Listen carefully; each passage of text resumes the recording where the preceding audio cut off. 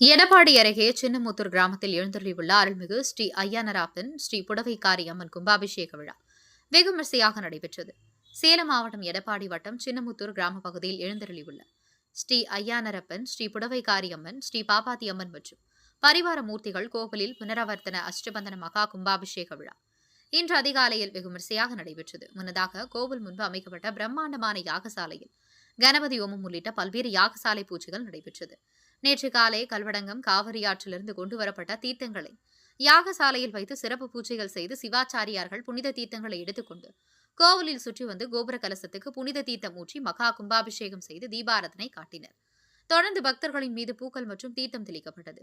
கும்பாபிஷேகத்தில் சின்னமுத்தூர் கிராமம் சுற்றுவட்டார பகுதியிலிருந்து ஆயிரக்கணக்கான பக்தர்கள் கலந்து கொண்டு சாமி தரிசனம் செய்தனர்.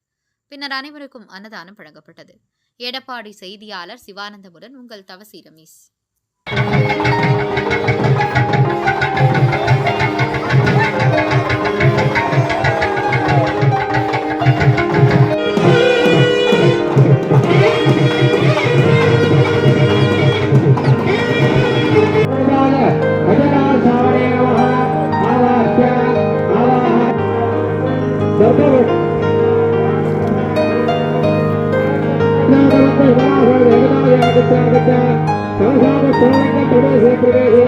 Kita